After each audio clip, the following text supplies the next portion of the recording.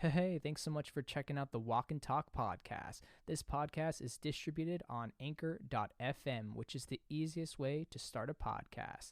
There's creation tools that allow you to record and edit your podcast right from your phone or computer. You can even make money from your podcast with no minimum listenership. Anchor will even distribute your podcast for you so it can be heard on Spotify, Apple Podcasts, and much more. Everything that you need to start a podcast all in one place. Go to anchor.fm to get started.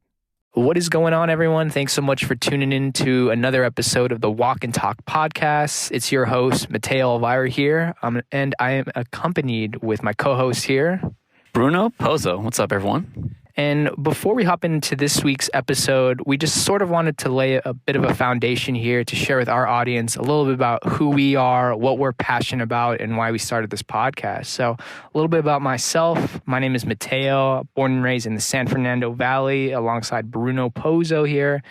And I've been in tech sales for the past two plus years. So I've been an SDR for a couple of software as a service companies here in LA. Been extremely blessed to be in this industry and sector and learn a lot about sales, business development, technology, marketing, and branding. And that sort of allowed me to just find my interest in sales and teaching people sales skills and just leveraging those through these podcasts. And so really my goal with this podcast, and I hope I can build some credibility with you guys, is just I love helping people. I love creating content, and I love teaching people sales skills. I think sales is sort of an undermined profession and a lot of negativity, but I think anyone can learn sales skills. So feel free to check out my YouTube channel, Sales Dev Squad, and I'll turn it over to Bruno Pozo here.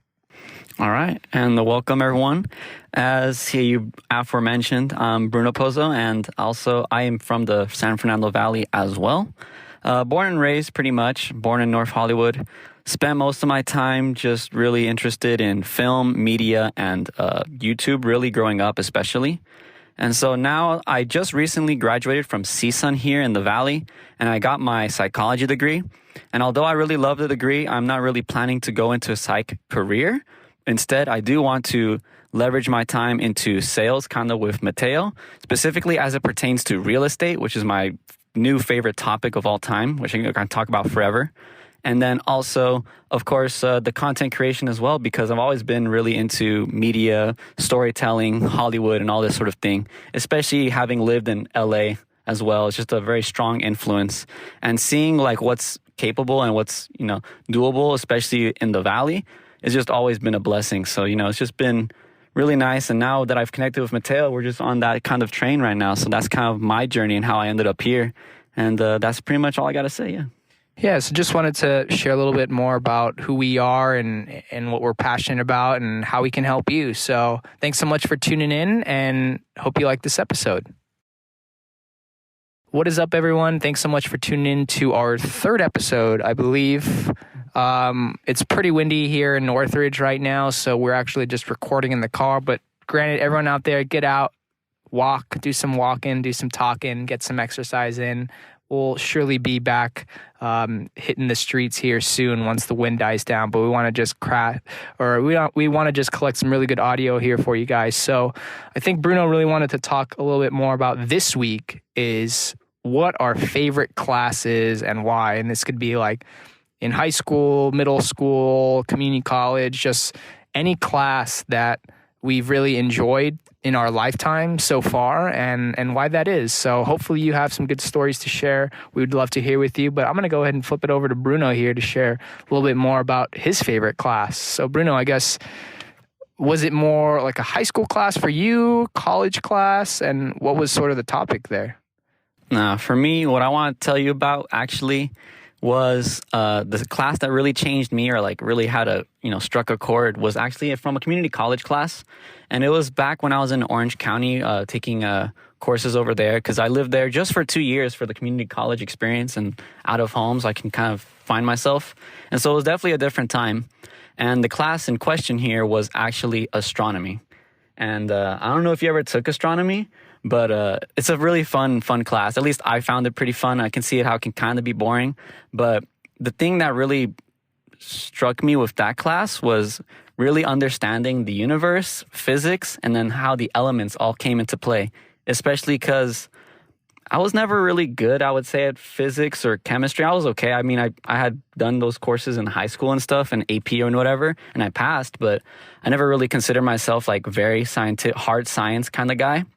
But really, dude, astronomy like really blew me away. Like, I don't know if you know how stars are formed or anything, but that's what really like changed me. I don't know. Do you know anything about that? Or So was it more or less you learning about astronomy for the first time is what really piqued your interest, or was it just maybe the professor and the way they made learning astronomy fun?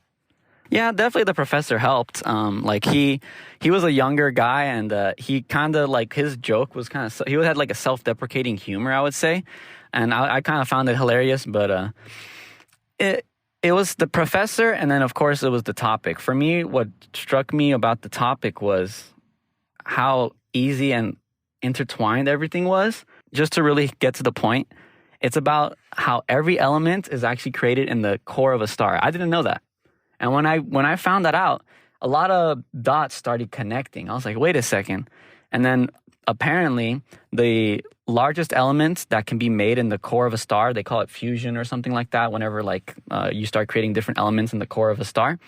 The highest element it can reach is actually iron, which is, I think, the 32 or 33rd position of elements. And so that led me to go like, okay, so then how do we get all the other elements? And then he gave me my answer later on in the semester, which was when stars explode, that's when that's the only time when enough pressure and heat can exist to create the other elements like gold. And so I actually don't know like what's above iron, but some things like that. And just knowing that all the elements that are in my body, because something else that I had to come to terms with was I'm carbon-based life. So we're made mostly of carbon, oxygen, iron for our blood, and all these other elements. And I was like, wow, like, so all the elements that make up who I am originated from stars. And I never really like looked at life that way before. And so it was very interesting that it took taking an astronomy class to really appreciate how everything came to be, at least like for me. Human life. Yeah, and every life around us, like all the planets came to existence because of all the dust that's being collected, and then everything being, based off of gravity and like collecting together. And slowly but surely, actually, everything is expanding. That's the other thing that kind of blew my mind that I learned in astronomy. Since everything's expanding, things are getting colder in terms of like things are spreading out, and the galaxy is allegedly, getting bigger as we speak. And then eventually we're going to have a terrible end. I don't know if you're familiar with that, but that's like fill us in. What is the future of space? I guess Galaxy. Existence here. Yeah, well, so it's all theoretical, and just from the class, from what I could understand, basically since everything's expanding and things are getting farther apart, and there's going to be less collection of items together, because that's usually what causes stars and stuff, is the collection of all these elements, and then they start creating a heavy center of gravity, and then once that gravity starts collecting more things, it goes bigger and bigger. And then same with black holes. That's just that's like the deepest form of condensed gravity. It's so condensed and so strong that light doesn't even escape black holes. That's why they appear black, because just not even that thing can escape. But nonetheless, as everything expands and cools, eventually there's just going to be no heat and no energy, and then there's just going to be no more life at that point, which is kind of a weird and scary thought. Yeah. But that is so far into the future. Like, it's going to be, I don't know what human, if any humans, are ever going to deal with that problem. So I guess what was like the biggest takeaway, or like what do you feel really changed? How did you feel you came out of this class thinking differently about? Is it just about like that us as humans were sort of like a speck in this like giant world of existence, and just sort of like reflecting upon that? Or what would you say? Like, yeah, that was a big part of it too, like realizing like how minuscule and pointless we really are in the grand scheme of the history of the universe, the history of development of all these stars, planets, and all these other things. That was also a very, very nice, humbling moment of the course that I found, interesting. And then, like I said, honestly, the biggest takeaway was just understanding that everything came from stars. So those like cliches that people say we're star children, or like we're children of the stars, or like be a child of the universe, like it's all connected and stuff. And it's true. I always took those cliches as kind of factual, but I kind of didn't have a scientific basis for them. So I just kind of took them as cliches, just like, oh, it's a fanciful thought that makes somewhat sense. But then when I took that class, I was like, wait a second, do you mean to tell me these cliches like have an actual bearing in science? Like there's actual proof as to like the interconnectedness between all living beings, elements, and planets around the universe. And I was like, oh shit, there is. So you finally drew that just like similarities between that, just it's all connected somehow. Yeah, everything was connected. That's basically the big mind blow moment was everything's connected. And I was just shocked. Like I couldn't believe it. And I was like, wow, like I can't believe it took me until being 20 because it's community college. And then it took taking an astronomy class over the summer, nonetheless. It was like a 6-week class. It wasn't even like a full semester. But it was just a really like humbling experience. And I really loved it. Like, honestly, I wouldn't change it for anything in the world.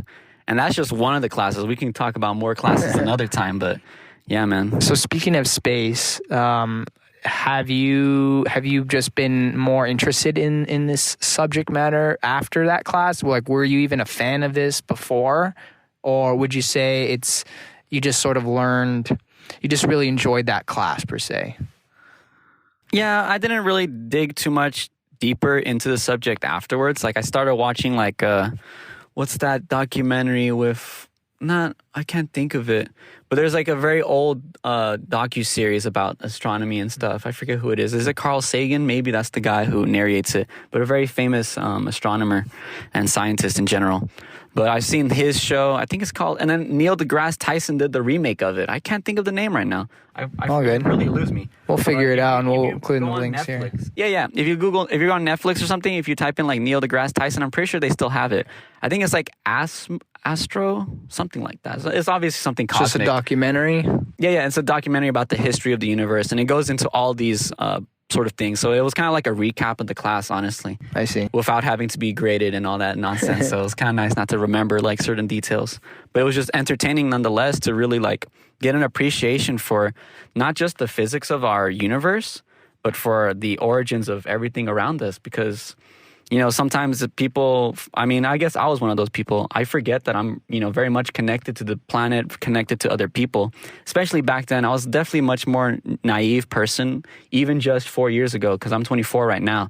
And when I took that class, I was 20. So it's only 4 years ago. And that really like left an impression that I was like, wow, like there's more to life than I thought, and it's like scientifically proven in a sense, which is why I thought it was funny. I was like, wow, it took that to like kind of change me. But that's just how it was. It's crazy that like a single teacher and a single subject matter / class can really make an impact on someone or open up a door that someone or kid wasn't even thinking about. Yeah. No, that's exactly what happened.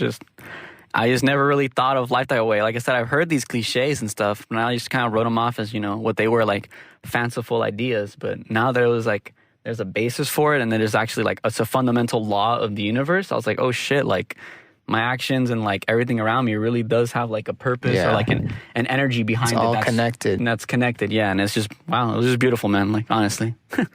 Dude, yeah, it's crazy that like, I think that's why I'm really passionate personally about like teaching, because it's like the best gift that you can really give someone. And for me personally, like one of my favorite classes wasn't a class that was like a business class. Like I went to CSUN as a business major, but I actually ended up taking a class at a community college. It was a film production 100 class, and I just took it because I wanted to, it was basically a community college class to help minorities and underprivileged youth get into the film trades. So learn how to be like a grip or electrician or basically like those blue collar jobs in the film industry, which I thought was already really cool to begin with. But a prerequisite for this class was film production 100. And in this class, the professor used to be a script supervisor.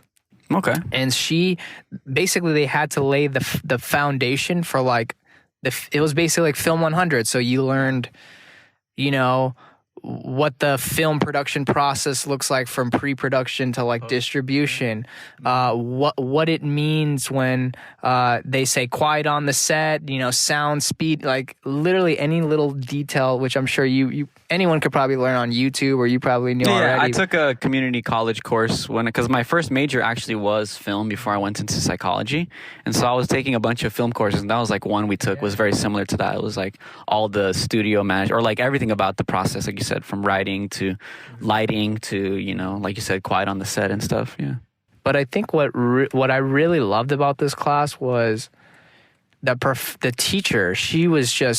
She could be doing anything. She's probably made a bunch of money. Her name was Miss G. Shout out to Miss G if you're listening to this. Yep. But literally, she loved teaching, and she loved teaching film, and she wanted to make an impact on not just like USC students, but like West Los Angeles Community College students. And she was giving 1,000%. And like, I literally had to wake up at 5 a.m.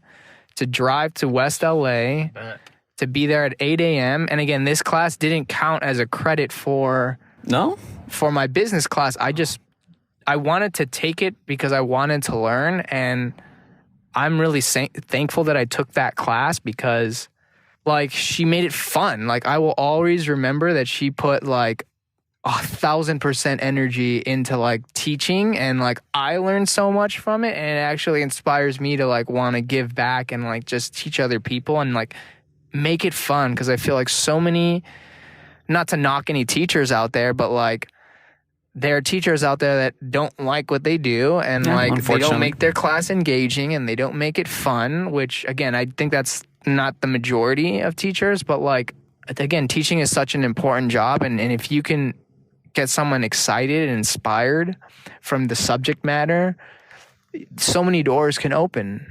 Yeah, no, really, teachers are like the unsung heroes of our community. Definitely, it can be a tough job because, as you kind of mentioned, it's not always the most rewarding, like in terms of money or anything like that. I don't know why, like, teachers don't make more money. I guess I don't know how the system is organized, but it's so rewarding in the fact that you can change so many lives, and it really is like an impactful thing. Like, you spend most of the day with these children or adults, young adults in this case, with the community college and college.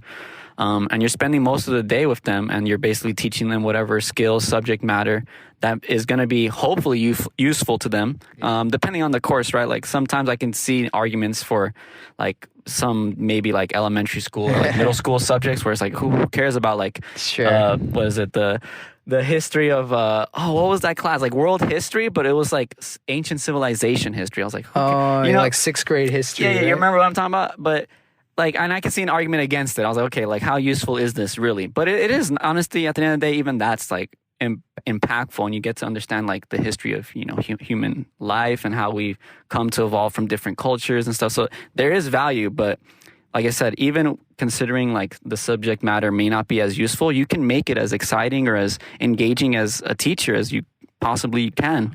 And that's honestly what really counts, because you're, like you said, you're going to be spending an hour and a half on that subject matter with these kids anyway. Like, why not be as engaging or make it at least interesting to them as best you can? Yeah. And again, you really can impact a lot of people. Believe like even in the smallest ways, right? The smallest ways you can like make someone's life. It's pretty crazy. Anyways, before we wrap up this week's podcast, Bruno, any closing thoughts for our audience here? No, I love you all, the teachers. If any teachers out there that are listening, you know, respect to you. That's actually what I was going to do with my psych degree before I kind of got into the real estating. But then COVID hit too, and that's also the funny thing. So I was like, once the programs were not going to be in person anymore, I was just like, nah, it's not worth the investment. To me, at least, personally. I know this might be, you know, a little selfish or something, but nah, it's just like, that was like almost the sign for me. Like, I had to go through a different path. So yeah, just shout out to all the teachers out there. You know, 100%. We love you, and I can only say I have so much praise for you guys, because honestly, like I said, that's honestly a career that I would have liked to do, because I personally do believe in the value of teaching and engaging with the youth of our life, you know, our 100%. Youth of our society, you know. Yeah, shout out to all the wonderful teachers out there, especially the ones that we mentioned today. You've made a huge impact on our lives to speak to you and hope to inspire others. And for anyone listening out there, we'd love to hear from you, what your favorite class or teacher or subject matter was. Again, we're going to be trying to add an email or some sort of social media page here so we can just continue to interact with you guys. But thanks so much for tuning into this episode, and we love you guys so much. Thanks for the support. We'll catch y'all on the next one. Thanks, guys. See you later.